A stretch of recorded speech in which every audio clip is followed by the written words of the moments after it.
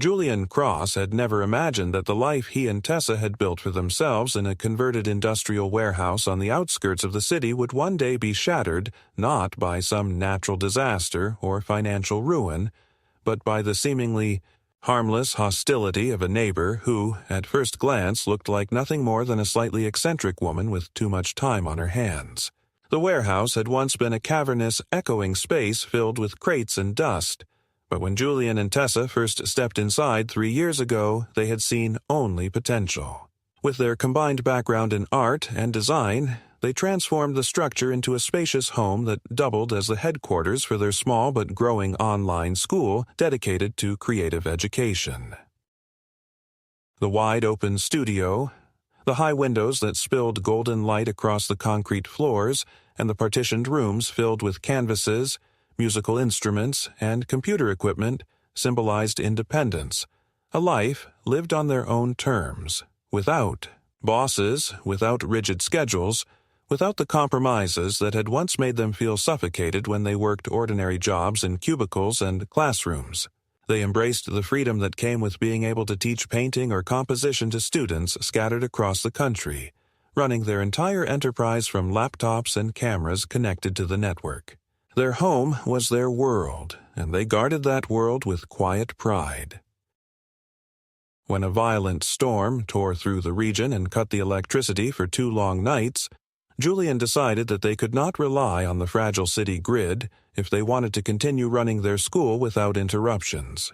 After long research and many late-night calculations, he ordered a state-of-the-art generator with advanced sound insulation and an automatic transfer switch, a sleek machine that promised to hum quietly in the background and keep their home alive whenever the power failed.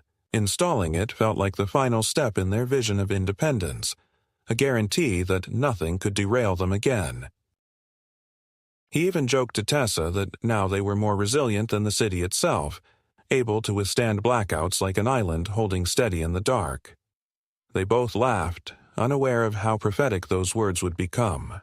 The first days with the generator went smoothly, and in truth, Julian felt proud each time he heard the gentle vibration of the machine outside, knowing it was protecting not only their livelihood, but also the sense of stability they had built.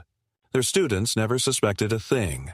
Lessons continued seamlessly, the glow of screens unbroken, the voices of teenagers practicing chords or brush strokes never interrupted. Yet, on the 3rd evening, as Julian was carrying recycling bins out to the curb, he noticed a woman standing on the edge of the lot that separated their home from the neighboring houses. She was tall, with pale hair pinned in a precise bun, wearing a cardigan far too heavy for the warm evening. She introduced herself briskly as Karen Grayson, neighbor from across the cul-de-sac, and she smiled with the kind of politeness that barely veiled judgment.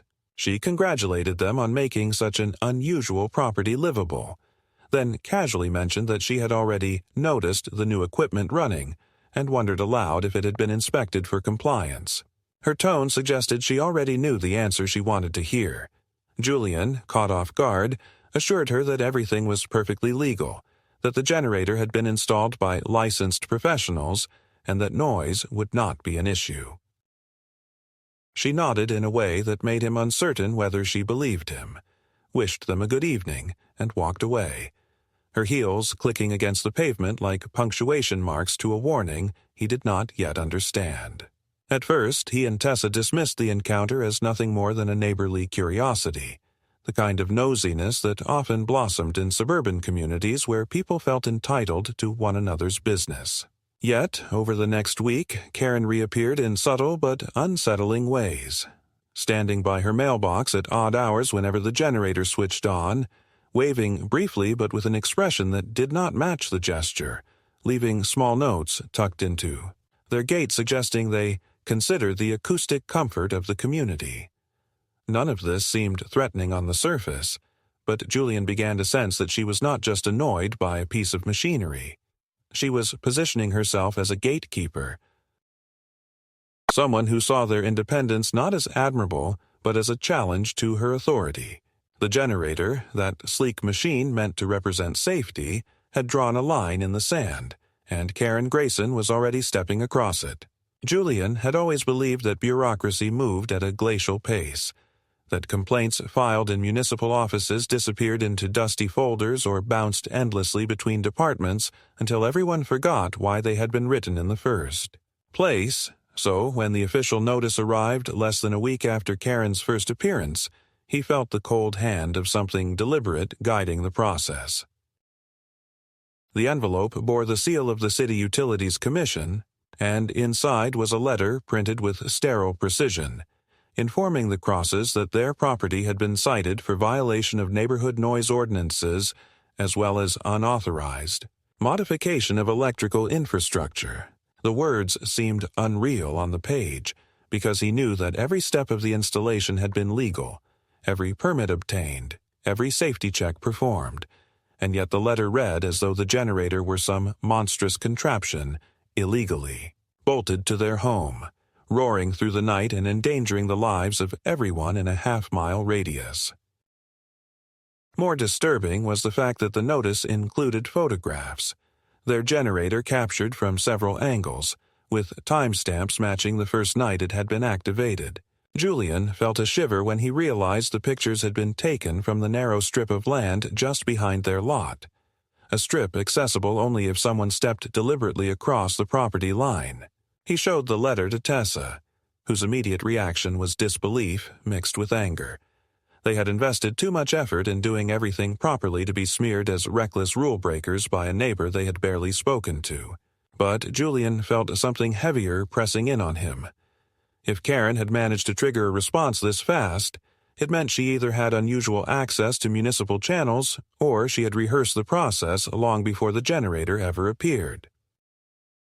The following days became an exhausting routine of phone calls, each conversation looping into another department, each official promising to look into it, but refusing to remove the violation until an inspection could be performed. And when the inspector finally arrived, he seemed less concerned with actual noise levels than with cross-referencing serial numbers and double-checking installation paperwork, as though he were looking for a technicality that might justify the complaint. The generator, whisper quiet compared to the lawnmowers roaring up and down the street each weekend, sat purring obediently while the man in the reflective vest made notes, measured decibels, and photographed every detail. When Julian asked if they had received many complaints about generators, the man gave him a look that was both weary and cautious, muttering only that this particular case was flagged with priority. That phrase, so bland and bureaucratic, confirmed Julian's suspicion. Karen had not simply complained, she had activated some lever that gave her voice more weight than an ordinary resident's. By the time the inspection concluded, Julian and Tessa were informed that their generator would remain under provisional restriction, meaning it could not operate until the investigation was closed. This effectively stripped them of the very independence they had sought, leaving them at the mercy of the fragile city grid once again. Tessa paced the studio that evening, furious, her voice echoing off the high ceilings as she ranted about the injustice of being punished for doing everything right, while Julian sat at his desk staring at the silent machine outside, wondering how someone could twist a system designed to protect into a weapon of harassment. His worry deepened when they received a second letter, this time citing potential zoning conflicts, accompanied again by documents that seemed oddly prepared in advance, complete with diagrams of their lot and annotations claiming that the generator occupied a zone historically classified as technical access. Julian recognized none of the terminology, but it struck him as language that Karen herself had used during their brief conversation. It was as though she had fed the authorities their script. At night, when the house settled into silence, Julian caught himself straining to hear movements outside, convinced that someone might be prowling near the walls again, gathering more evidence. Twice he thought he saw the faint glow of a phone screen across the street, vanishing the moment he stepped closer to the window. He tried to shake the paranoia, but the next morning they discovered a typed note pushed under their gate, unsigned but unmistakably carrying Karen's cadence. If you are willing to consult, we can work toward a resolution that prevents further Penalties. The message was written like a business proposal, detached and polite, but its meaning was clear. Karen was not merely a neighbor with a grievance, she was staking a claim, offering them a way out if they agreed to her terms. The arrogance of it made Julian's hands shake, not with fear but with a rising anger he had not felt in years. Tessa urged him to ignore it, to focus on teaching, to trust that the truth would prevail. But he knew instinctively that this was only the opening move in a much longer and far stranger conflict. The turning point came one evening when, after another long call with the utilities office that yielded nothing but vague assurances, Julian stepped into the backyard to clear his head and noticed something that made his stomach clench. The small motion sensor light above the side door flickered on, though no one was there. He walked slowly along the fence, scanning the ground, and saw faint impressions in the soil near the generator. Footprints, recent, leading away toward the narrow passage behind their lot. He followed them as far as he dared, but the darkness pressed in, and he returned unsettled. Later that night, their power cut out abruptly, a complete blackout that sent the studio into darkness. The generator should have activated instantly, but it hesitated, clicked repeatedly, and then fell silent. Julian rushed outside, fumbling with a flashlight, and discovered that the main switch had been tampered with. Someone had physically interfered with the machine. The realization left him cold. This was not about noise anymore, not even about bureaucracy. Someone, Karen, had crossed into sabotage. The next morning, when he confronted her in the street, Karen smiled with serene composure, holding a clipboard as though she had been waiting for him. She denied everything with practiced ease, claiming that perhaps the generator's manufacturer was at fault and suggesting that he consult her resources to resolve the matter. It was the way she said it, as if she had anticipated his discovery, as if she already knew he would come to her, that made Julian realize he was standing not against a cranky neighbor, but against a strategist who had been playing this game for years. The catalyst had been set in motion. The generator, once a symbol of freedom, had become the battlefield, and Karen had no intention of retreating. Julian thought he had already seen the worst of Karen's interference when she managed to silence the generator with her complaints, but the weeks that followed revealed that she was not content with obstructing their power supply or forcing them into endless exchanges with indifferent city clerks. She wanted something larger, something that went beyond the petty satisfaction of winning a neighborly dispute. It began subtly, with a series of letters that arrived not only from the Utilities Commission but from the Zoning Department and even the Fire Safety Board, each one repeating the same pattern: vague accusations, formal language, and demands for documentation that Julian and Tessa had already submitted multiple times. The sheer volume of these notices created a sense of siege, as though invisible hands were surrounding their home with paper barricades, leaving them no room to breathe. Tessa, once fiery in her outrage, began to retreat into silence during the evenings, scrolling through legal websites with a furrowed brow, muttering that their entire savings could vanish if this escalated into real fines. Julian tried to keep calm, reminding her that they had nothing to hide, that every inspection would confirm their compliance, but beneath his reassurances he felt a rising tide of dread, because the pattern was too precise, too coordinated to be random. Someone was orchestrating this campaign, and only one person had both the motive and the obsessive persistence to see it through. One night, when he returned from a late trip to the hardware store, he noticed a faint glimmer of light on the far side of their property. Moving quietly across the gravel path, he saw that the lock on the side gate had been replaced.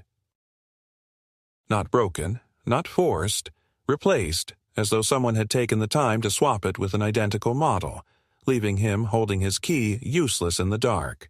He climbed over the gate in frustration and stormed inside, only to find that several of their outdoor outlets had been tampered with, wires pulled slightly loose, leaving the connections vulnerable. The violation was so deliberate that he could not convince himself it was random vandalism. He confronted Karen the next morning, his voice sharper than he intended, but she greeted him with her now familiar smile, holding a cup of tea and gesturing toward her porch as though nothing in the world could disturb her serenity. She dismissed his accusations with a laugh, claiming she had been out of town that evening, even producing a receipt from a cafe several miles away as proof. The neatness of her alibi struck Julian as both infuriating and suspicious, for it seemed too perfectly prepared, as though she had anticipated the confrontation before it occurred. He returned home shaken, realizing that logic and evidence might mean little in a battle where Karen controlled the narrative. The true escalation came when Tessa received a registered letter accusing them of siphoning electricity from the neighborhood grid. The accusation was absurd. If anything, their generator was the only reason they consumed less power than others during outages. But the letter contained detailed diagrams of their electrical panel, as if someone had studied the inside of their home. Julian froze when he saw it, because only one explanation made sense. Someone had entered their property and documented their system without permission. Tessa's hands trembled as she held the papers, her voice breaking as she asked how deep Karen's reach extended, how she could obtain such documents. Julian tried to comfort her, but inside he felt the first sparks of real fear, because if Karen was capable of this level of intrusion, then nothing in their home was safe, not their privacy, not their livelihood, not even their sanity. Determined to regain control, Julian hired an independent electrician to audit the house. The man spent hours tracing circuits, opening panels, and examining wiring with meticulous care. When he finally spoke, his words landed like a hammer. One of the external conduits feeding into the house had been spliced, a crude but effective connection leading out of their property line toward Karen's side of the cul-de-sac. The evidence was undeniable. Karen had been drawing power from their system, perhaps for months, perhaps for years, hidden behind the smokescreen of her complaints. Julian felt both vindicated and sickened. The woman who had painted them as irresponsible had been the thief all along. Yet the revelation also left him vulnerable, because the electrician warned that presenting this information would be complicated. Without official authorization to inspect Karen's property, the discovery might be dismissed as circumstantial, and in the meantime, Karen could accuse Julian of tampering with her utilities. The trap was elegant in its cruelty. Exposing her might also endanger him. When Julian attempted to file a report with the police, the response was lukewarm at best. The officer listened politely, took notes, and nodded, but his tone suggested skepticism. Without direct proof, photographs of the splice, recordings of Karen benefiting from the stolen power, the case would stall. As he left the station, Julian felt the walls closing in, realizing that Karen had engineered the situation so that every move against her could be turned back as evidence of his obsession. And indeed, 2 days later, a new letter arrived, this one claiming that Julian had harassed Karen by confronting her publicly, that he had trespassed onto her property, and that she now feared for her safety. Reading those words, Julian felt as though the ground had tilted beneath him, as if reality itself were being rewritten by someone else's hand.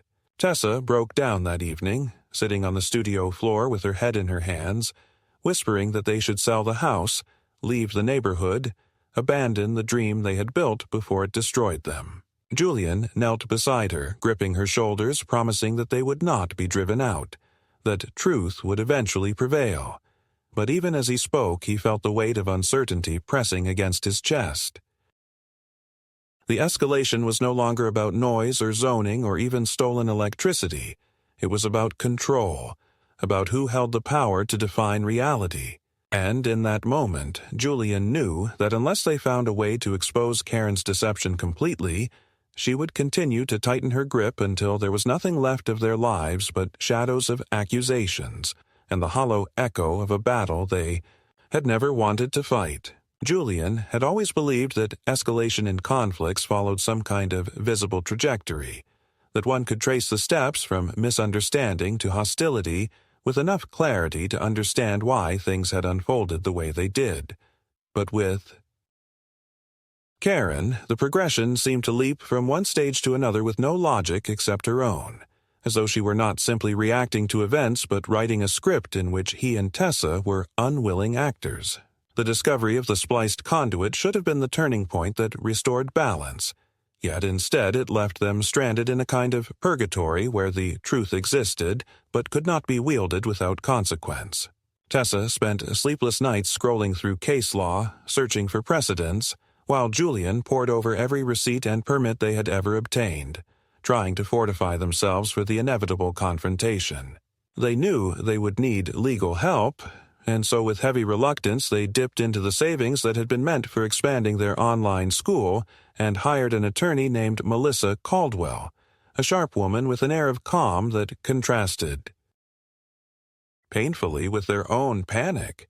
Melissa listened carefully to their story, her face composed, and finally told them something they both dreaded and desperately needed to hear. Their situation was not unique. Cases like this, she explained, arose more often than people realized.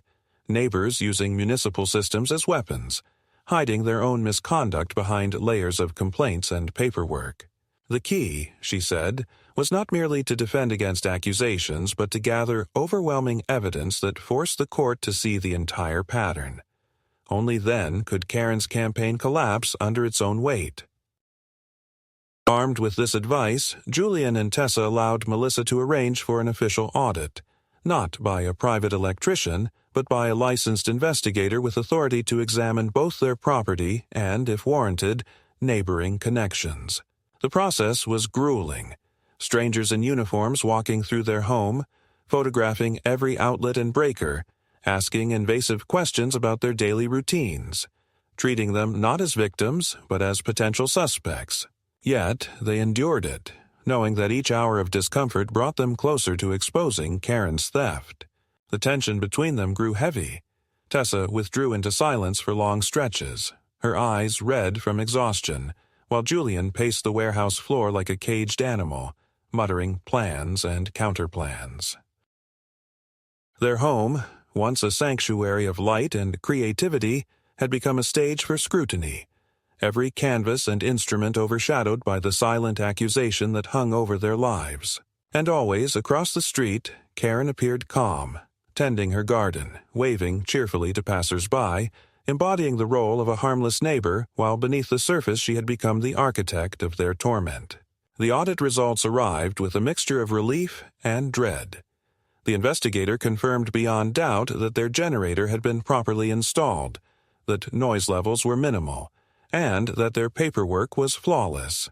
But the real revelation lay in the external connections. The splice Julian had discovered was only one of several. Hidden conduits branched from their line into the soil, leading not only toward Karen's property but further along the cul-de-sac. The investigator traced them with careful precision, marking each one, and concluded that multiple households had been receiving supplemental power siphoned from the Cross's system. Julian felt his stomach twist at the implication. Karen had not merely stolen electricity for herself, she had redistributed it, turning their line into a hidden grid that sustained half the street. Whether the other neighbors knew or not was unclear, but the result was staggering. Their bills had carried the weight of an entire block.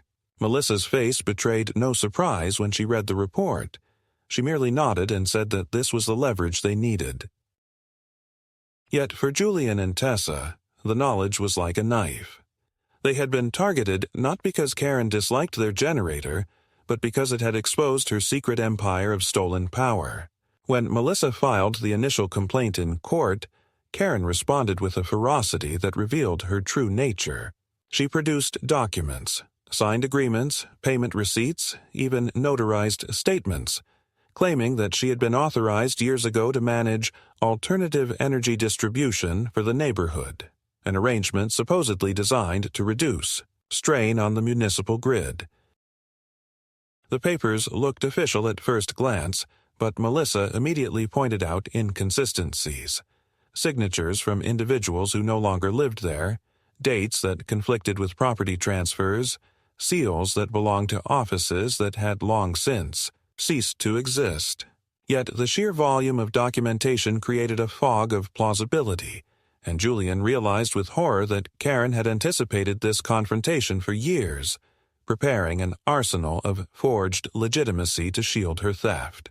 In court, during the preliminary hearing, she played the role of civic-minded resident to perfection, her voice calm as she described the Crosses as new arrivals unfamiliar with the long-established practices of our community, her eyes wide with false innocence as she claimed that any irregularities were due to clerical errors. Julian felt his fists clench under the table, every muscle in his body screaming to shout her lies into silence, but Melissa squeezed his arm and whispered to remain calm. The battle was no longer about truth alone, but about patience, about allowing the evidence to unfold like a net around Karen's carefully spun web. The midpoint of their nightmare came not with a dramatic revelation, but with a quiet, devastating realization. One evening, after the hearing, Julian and Tessa returned home to find their power once again disrupted. The generator clicked on, but this time it struggled, coughing out intermittent bursts before settling into a strained hum. When Julian inspected it, he discovered that someone had placed a small device, a crude resistor, inside the housing, a deliberate act of sabotage that could have caused permanent damage.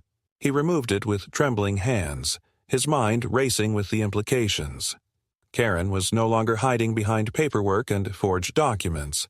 She was willing to risk direct destruction of their property to maintain her hold. That night, as they sat in the dim glow of emergency lamps, Tessa whispered that she no longer felt safe in their home, that the walls themselves seemed porous, unable to keep Karen's influence out. Julian held her close, promising that they would endure, but inside he felt a grim certainty. This was no longer just a legal battle.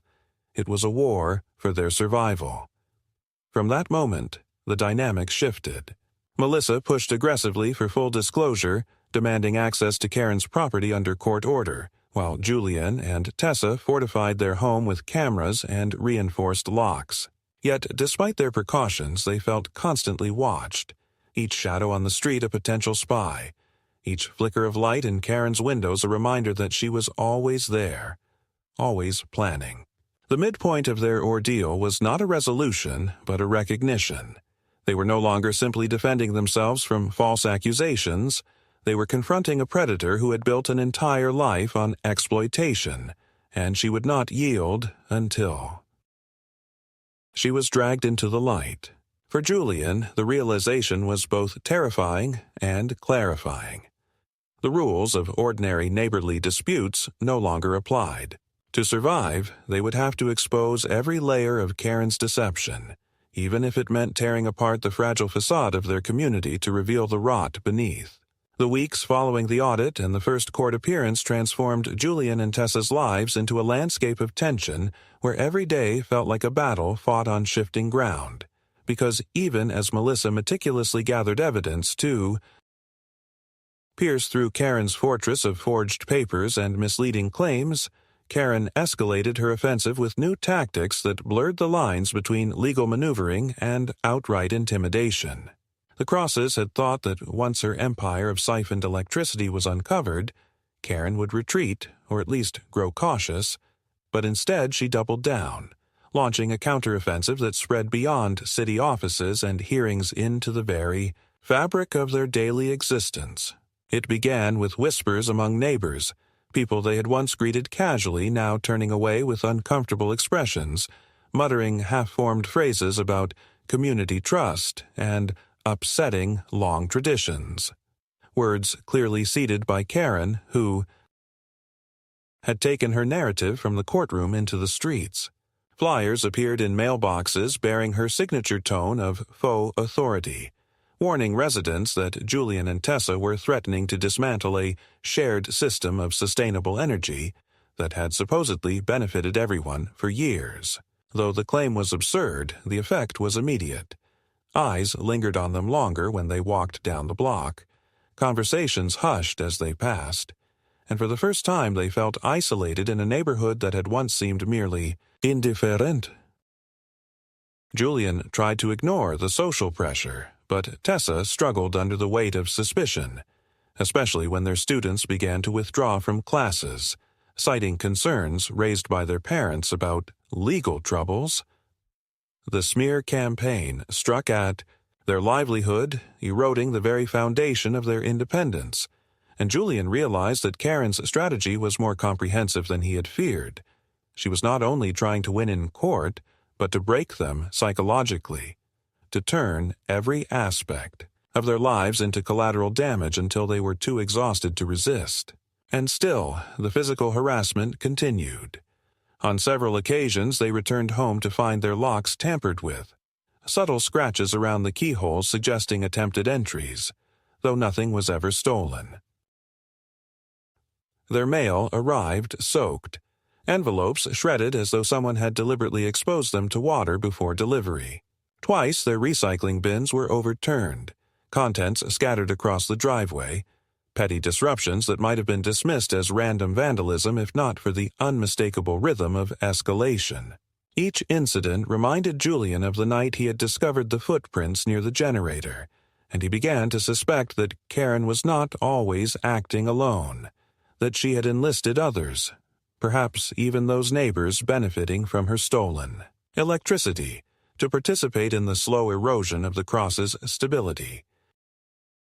Melissa urged patience, reminding them that the law was finally on their side, that the court was preparing to review the full audit and the forged documents, but patience was nearly impossible when every day brought fresh provocations.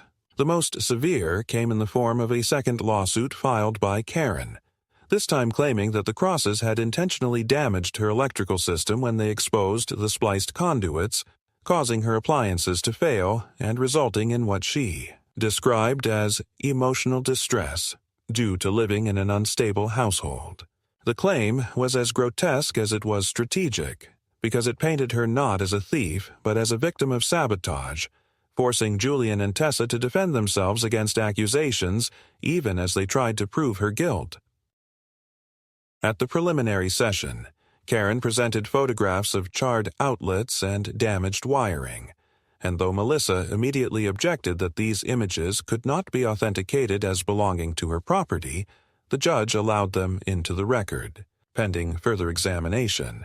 Julian sat in silence, jaw clenched, realizing that Karen's ability to manufacture evidence was nearly limitless, that she had prepared for every eventuality with a grotesque artistry that almost mirrored the creativity he and Tessa once poured into their school. Outside the courtroom, the psychological warfare deepened. Karen began to appear more frequently near their property, standing with a clipboard as though conducting inspections, her gaze fixed on their walls with the unshakable confidence of someone who believed herself untouchable. One evening, Julian confronted her directly, demanding that she stop harassing them, but she only tilted her head, smiled faintly, and remarked that she was simply ensuring community safety, before turning away without another word. The encounter left him shaken not because of what she said, but because of the eerie calm with which she delivered it, a calm that suggested she believed she was not just winning, but orchestrating a victory that had already been written. That night, as Julian tried to sleep, he realized with dread that Karen's campaign had entered a second phase, one in which every action she took was designed to provoke a reaction that could later be twisted into evidence against them.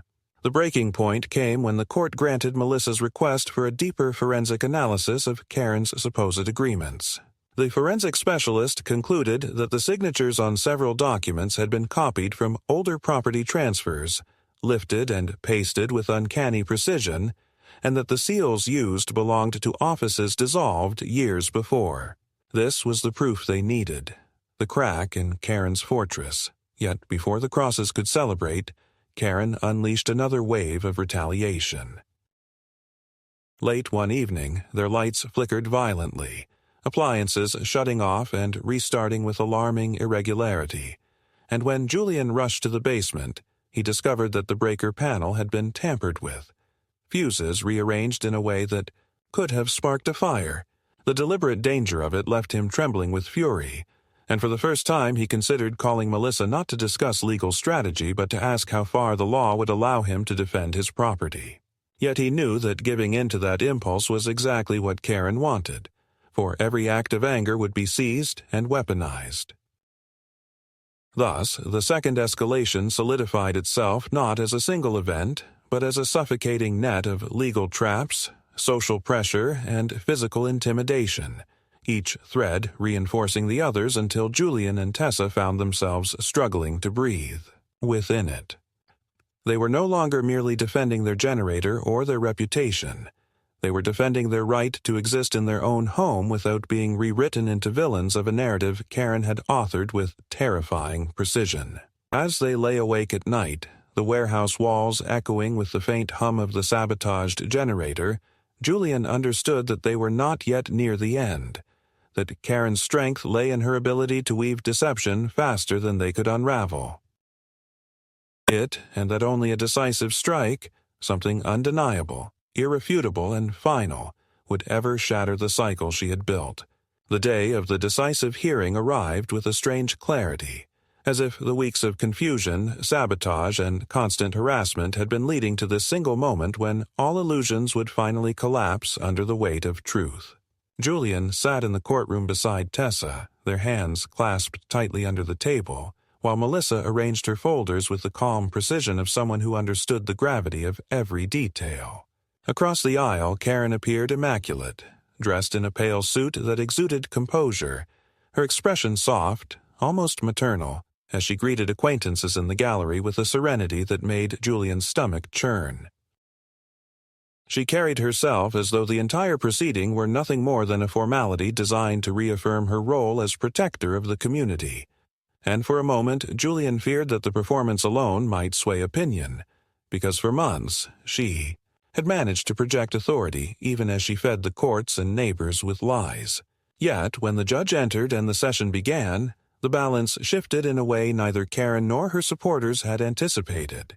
Melissa began by submitting the forensic report that dismantled Karen's mountain of documents, page by page, signature by signature, showing that every supposed agreement had been patched together from fragments of old deeds and forged notarial stamps. The specialist explained in careful language how the handwriting analysis revealed identical strokes across signatures supposedly belonging to different people, how digital scans uncovered pixel inconsistencies invisible to the naked eye, and how entire seals had been lifted from obsolete archives.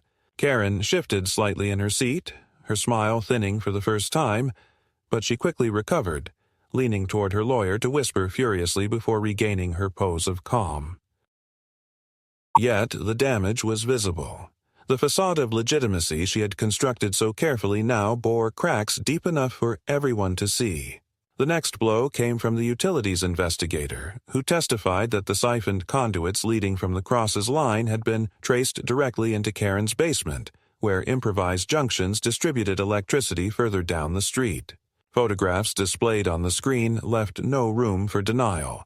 Crude wiring snaking through her foundation, extension boxes overloaded, meters bypassed with a sophistication that betrayed years of deliberate theft. When confronted with these images, Karen attempted to interject, claiming that Julian must have staged or tampered with the evidence, but the judge silenced her with a sharp rebuke, reminding her that the inspection had been conducted under court order and in the presence of neutral officials.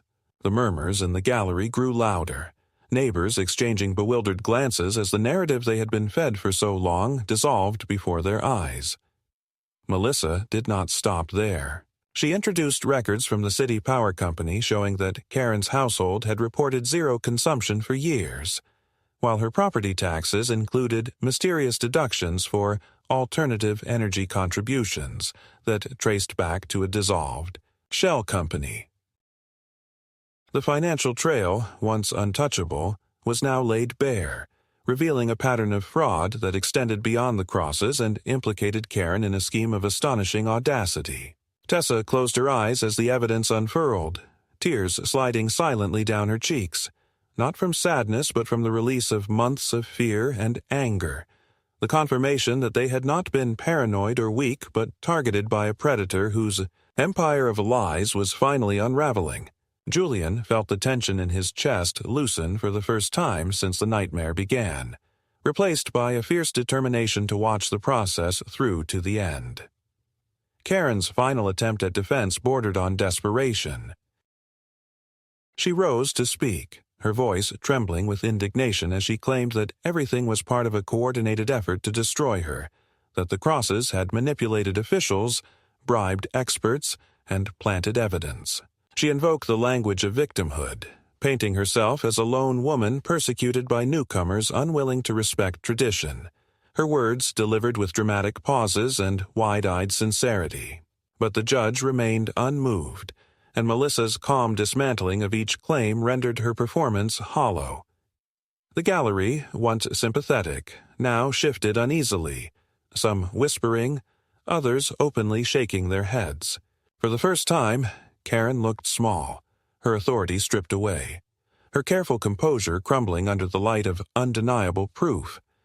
When the verdict was delivered, it came with a finality that echoed through the silent courtroom. The judge ruled in favor of Julian and Tessa, declaring Karen guilty of a theft of utilities, fraudulent documentation, and harassment.